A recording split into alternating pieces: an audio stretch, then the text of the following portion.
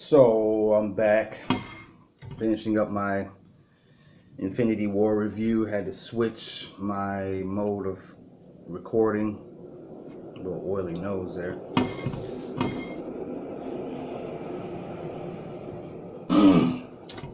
Thanks to technical difficulties, which seems to be the story of my life sometimes. But I apologize. I'm getting my stuff together. Eventually, I'll have the right type of memory capacity on cameras and things like that, so this kind of thing doesn't happen. Anyway,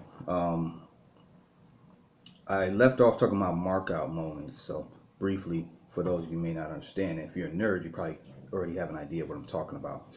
I was saying it's a term from what I know, originates from the world of professional wrestling, where you mark out, which is like, a spaz out, geeking out moment, chills running down your spine over something that you see.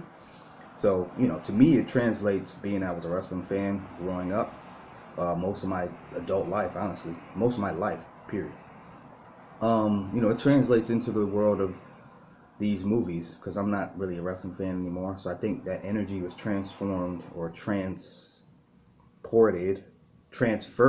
into the world of these superhero movies, which, I felt that way about them anyway when I was a kid. Superman, Batman. Well, we only had Superman, Batman movies back in the day, until I was grown, so. Anyway, I'm going to get into my mark out moments, what I was saying. So, my three favorite aspects of this movie would probably be the the pacing of the story. Like, they really tried to be deeper with this movie, as they should have. Did a great job with it. People criticize Marvel movies of being a little too lighthearted, which I don't really follow that theory. Civil War, Winter Soldier, Guardians of the Galaxy, Thor Ragnarok, Black Panther, they all have enough somber, serious moments that need to be taken seriously. You know what I mean? Ant-Man was probably the one that had the most, in my opinion, outright, lightheartedness or comedic tones. Of course, Ragnarok did too, but whatever. I'm not here to talk about Ragnarok. Bottom line is, I liked how they did the balance as usual. Russo brothers are awesome, better than, apparently from what I've seen, better than Joss Whedon, who directed the first two Avengers movies. They're better than him at balancing some comedic lines and moments with the seriousness. So they knocked it out the park with that again. Probably better than anyone could have expected. Like, I'm sure people were worried, man, this movie's gonna be all funny because they always gotta put jokes and stuff. Nah. Thanos, shit wasn't funny, you know what I'm saying? It's like, but because what they did was they would use the characters who would be funny, and it's like jokes and things bounced off of him. Like, he still brought that presence of this stuff's not funny. It's just these characters are who they are. So they got smart aleck, type of things to say, particularly like Star-Lord or Tony Stark or Spider-Man just being a somewhat naive kid. So everything else wasn't like intentionally funny.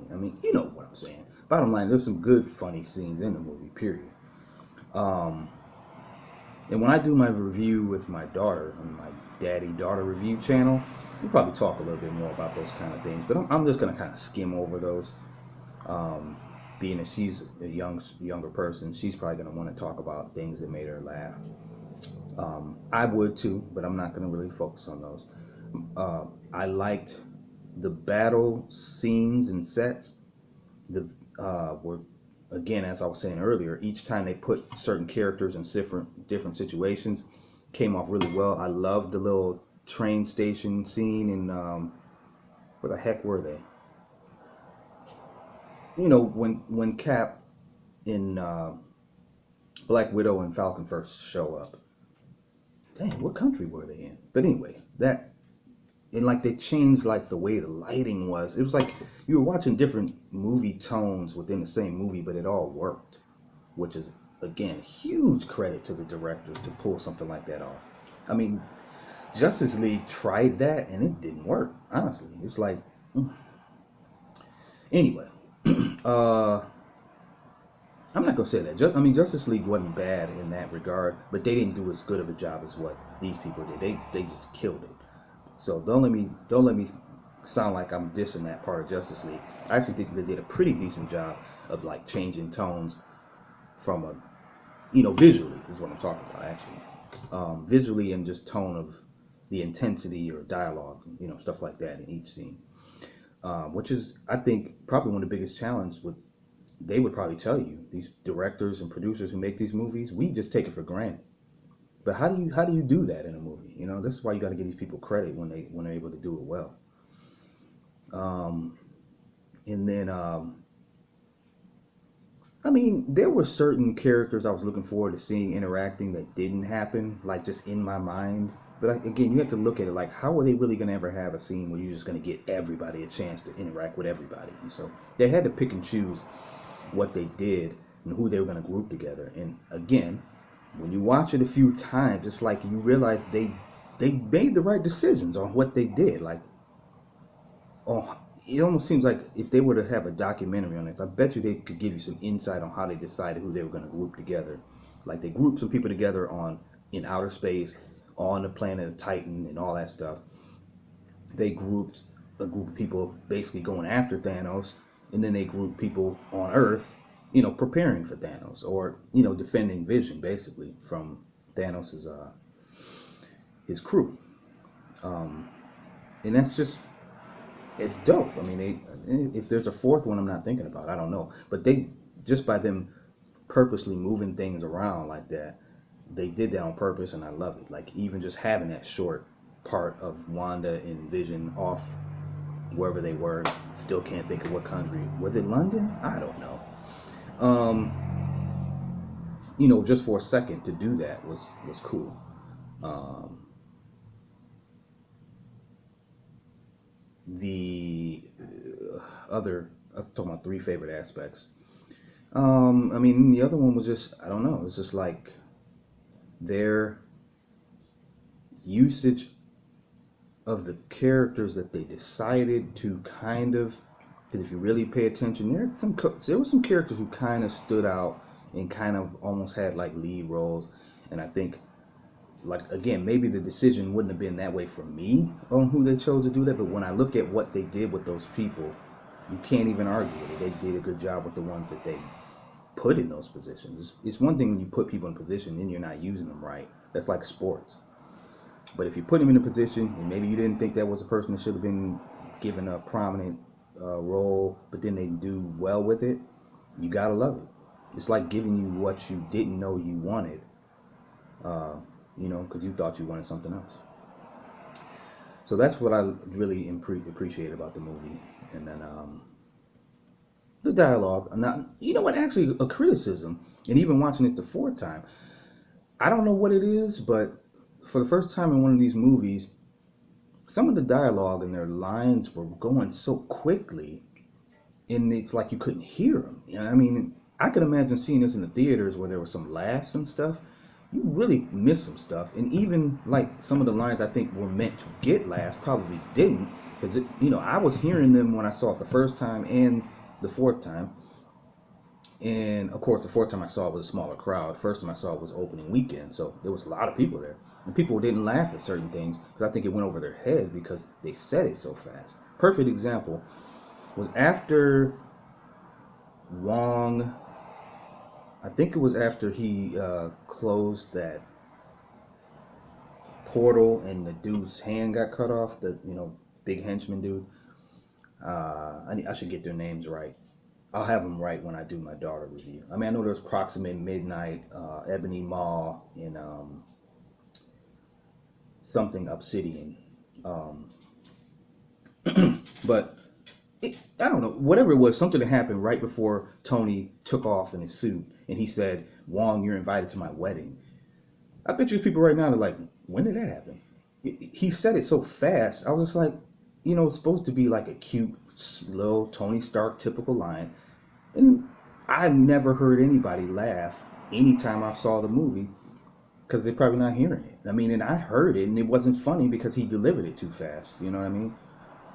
And it was, I don't think it was funny anyway. Like, they're not perfect. They do throw lines in movies again, like happened in Age of Ultron, and even in Civil War. I'm still not a fan of the "Does anybody have orange slices?" line from Ant-Man. It's like unnecessary.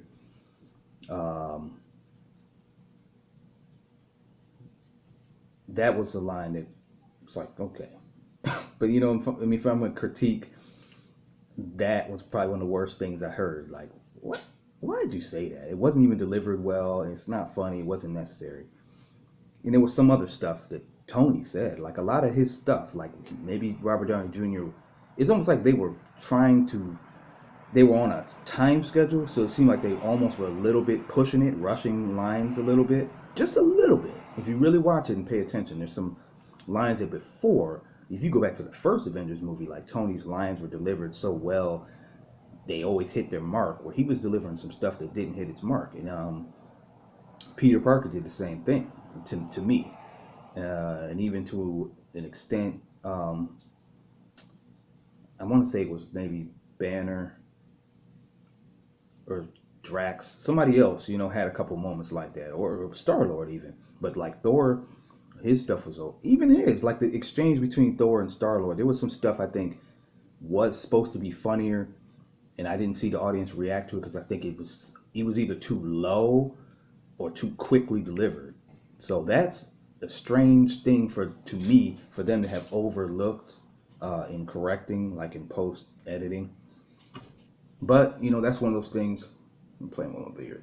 That's one of those things I think that once you have the movie on DVD and in your collection forever and ever, you can watch again and again. And that's maybe they did it on purpose, so people can watch it again and again and catch lines they never heard before. That's one of the great things about art, whether it's a record, a Stevie Wonder record or a Beatles record or somebody like that. You can go back and listen to little nuances. Outkast, Prince, all kind of people do this kind of stuff. Michael Jackson. Or, the Bible itself, something like that. Or a book, Stephen King novels or something. Probably things you can read and pick new stuff. So maybe that was their intention. They probably heard it wasn't really as strong as it needed to be, and they're like, that's fine. People will get it the 15th time they watch it. Why not? All right, so let's get into, I don't want to lose any more space on this video. My favorite character in this movie was actually Thanos. And I'm going to go more into an in-depth convo on Thanos when I discuss villains. Yeah, he was my favorite character. Now let me, again, doing how I said it, this is the first time I watched it, and then the second, third, fourth time I watched it. First time I watched it, favorite character was Thor. And I'm not going to go into any more depth because I'm going to talk about him later. But upon watching it the fourth time, it's like a tie, but it's probably still more Thanos. And again, no coincidence, these two guys supposedly had the most screen time, and their stories were really the most that you could get out. They're like the most developed characters in the movie. When you watch it a few times, you start to realize that. But again, I'm not saying you get that the first time. You may have, because there's so much you're paying attention to, and especially like if you go in there and you're an Iron Man fan, or you're a Cap fan, or you love Star-Lord, or you love Drax, or you love Spider-Man, or you love Black Panther, you're not really thinking about that at the time. You're thinking about how disappointed you are you didn't see your favorite character get his shine. But if you go back and watch, you can get more appreciation. Okay, well, they decided to use this character more so. So he was my favorite character, Thor. My least favorite character, that's a tricky one. I could say Groot, but it's like he's almost not even worth mentioning, Again, like Winter Soldier, Falcon, they didn't do enough for me to even, like, they're actually below Shuri.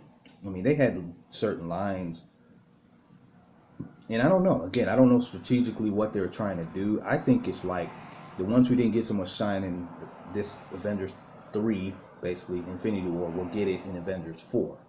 Because it was interesting when I watched it again and again. It's like, yeah, War Machine actually, they kind of, if you pay attention, he got a little push in this movie, which he really hasn't gotten previously.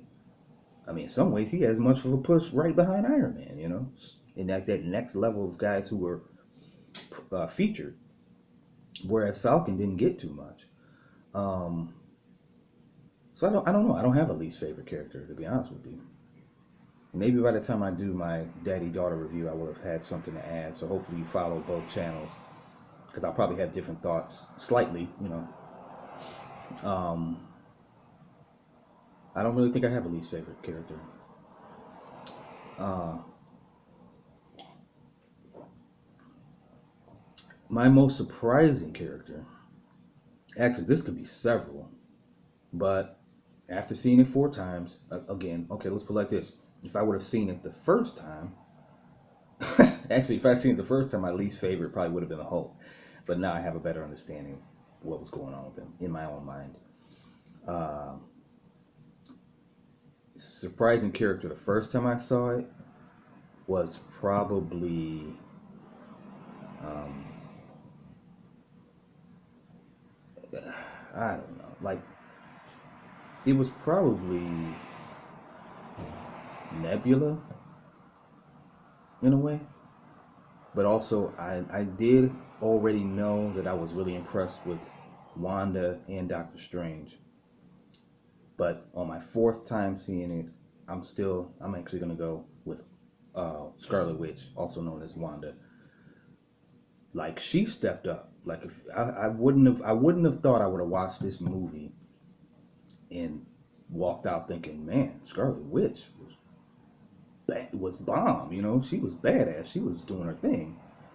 And this is in more ways than one. Surprising in her use of her powers, in the action that she was involved in, and then surprising in like her acting ability and just what the character's done in development uh, since we last saw her. Speaking of, let's just talk about this too, and I'm gonna probably talk about this again with my daughter. This whole thing about her accent, and it's funny because I figured at some point it's gonna come up, and I mean, trust me, I kind of noticed it pretty much the first time I saw the movie. But here's the thing, I actually expected that. I expected it. I wish I would have said this in some videos to have proof, but I expected we weren't going to hear that heavy Germanish, Sokovian accent on her in this movie, because it's just feedback previously is like people are kind of like they're not really feeling it, and I just think that's an accent to carry, time and time again. Yeah, they were trying to stay true to the comics in terms of them having like this Eastern European or origin or nationality, but I just feel like you can't characters like that sound like that. It's almost like I don't know. No offense to those people, but their accent is unless it was really natural. But an American putting on that accent time and time and time again is kind of tough. I mean, even like the African accent. I mean, I don't think people have uh, T'Challa and these people lose it just because they're American actors or British actors. But the African accent, it just doesn't have the same lack of. It's not as a distraction. There we go. Those German type accents, seriously, they're distractions to dialogue and characters. I mean, that's just the way I feel. British ones can work. African ones work. I'll even put it like this: like Jamaican accents are hard to me to carry on time and time again. Those get distracting, but African ones can work. So I think I was expecting her to have lost it, and see, this is everything. I don't even feel like it lost. I just felt like it was really. I think she tried to subtly keep it. Point is, now it's been a few weeks. I've heard more and more people criticize. I've heard people calling it out, but not a lot. Not a lot. I just feel like that's a non-factor to me. I mean, it's like good riddance. I mean, I'm cool with it, and it's to me it makes sense. In my own mind, the explanation is she's been Americanized for several years now. She's trained in Shield, well, not Shield, but Avengers, to mask certain things, and they've been on the run since Civil War. So you combine all those factors, she just don't have the accent so much anymore. Anybody missing it? I'm not. So apparently, the directors or producers, like the directors, I think, or the writers, they kind of gave an explanation. I saw a video where a news report or whatever, that they supposedly said it was because Black Widow had been working with her about staying low key and undercover. But then you have people who say, well, what about the scene where she's with Vision alone? Why would she still be, hiding her accent? Come on now, let's not overanalyze. I just feel like, hey, who cares? I don't want to hear it anymore. I'm fine not hearing it anymore. So, and again, like I said, I think it's even, maybe Elizabeth Olsen's voice has a little twang to it or something, but I still hear something. So I think it's fine. I loved her. Like she thoroughly impressed me in this movie.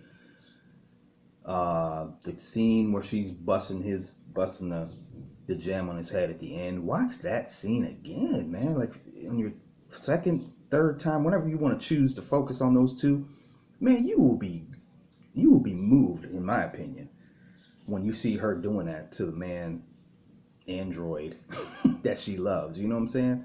It's just dope. It's dope, and she's a good actress. I mean, that scene showed some skill, and like I said, and I paid attention to it through the whole movie, and I just realized her protection of Vision, her love for him, it was impressive. Like those two, you believed they were in love, in my opinion. So, and that was from the first time I saw it, and like I said, it only grew more upon further watching it. Uh,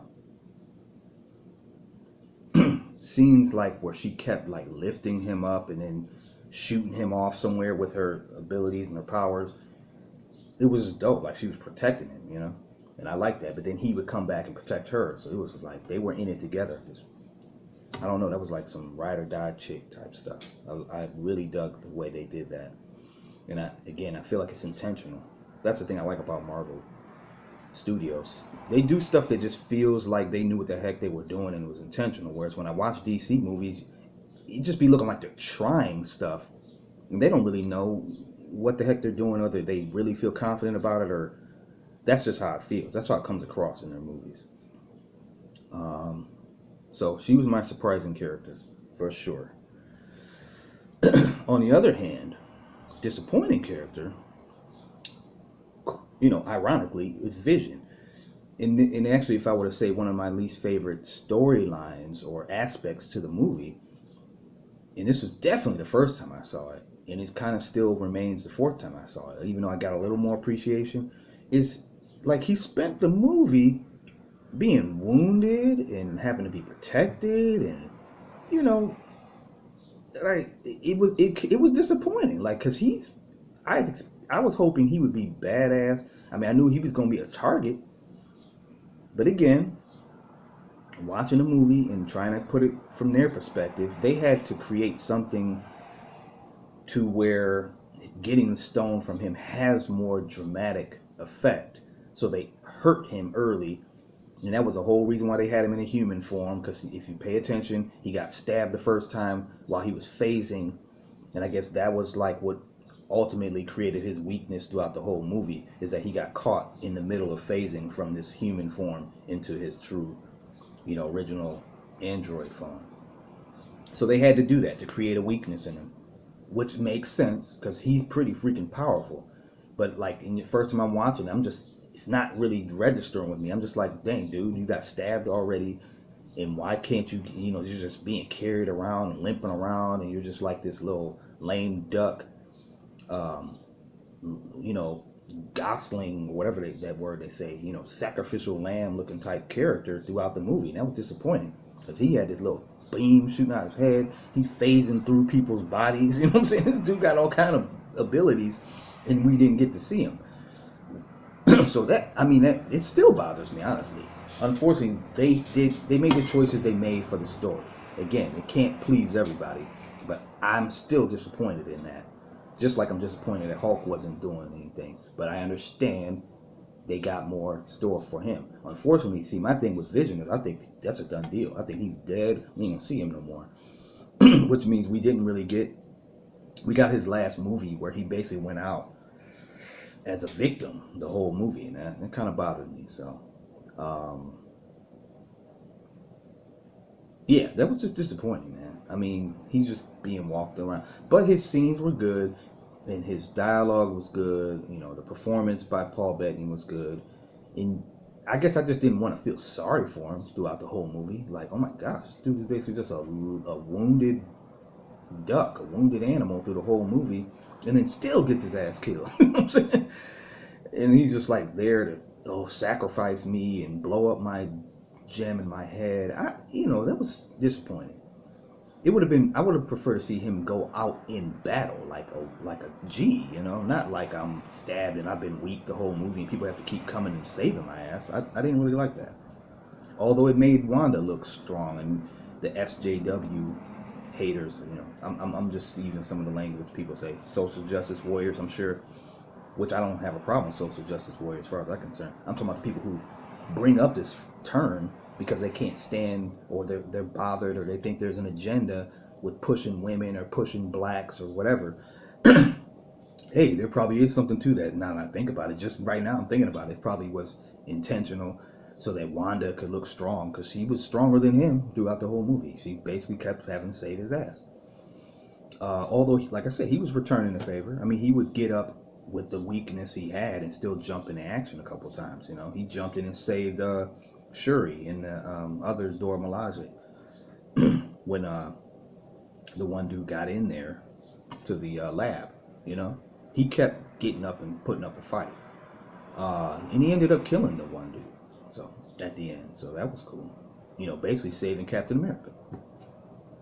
So, I guess they gave him that moment. So they had to do what they had to do. And these people sit in rooms and try to figure out how they can do everything they want to do, things that will please fans, things that would make sense in the story, and still tell an original movie that, you know what I mean? You got to give them their credit. They give them their props. And it felt bad, like, again, even this last time I watched it, how he did that, sacrificed himself with the stone. Again, even talking about it, it's just like this dude's whole purpose in the movie was to actually end up being like a martyr. And I didn't really like it because we just got introduced to him 2 movies ago. That's my point. We never got to see Vision be an Avenger. But you got to say to yourself, how many movies you expect him to make? I mean, he wasn't going to get a solo movie, so this is what we got. I mean, these are characters they decided these can't be the main characters. A guy who's an android probably can only last so long anyway, so they chose to use him as a plot device, storyline to move Wanda's story, to move Thor's story, to move Tony's story. That's really what it is. He affects all those people or whatever. He was able to pick up Mjolnir in Age of Ultron. He had these dope moments in Age of Ultron. He was one of my favorite parts of that movie. And then really they kind of dumbed him down even in Civil War. So he's kind of had a bit of a disappointing run. But overall, we'll have the moments we had. He had dope moments in Age of Ultron. He had okay moments in Civil War, but Civil War was more about establishing his romance. And then, like I said, third movie he's killed.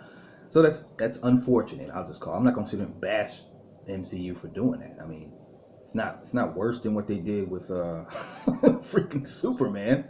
I mean, at least you know what I mean. Look at what DC did with Superman. I mean, they freaking failed this dude. Good actor. It's Superman, and not to.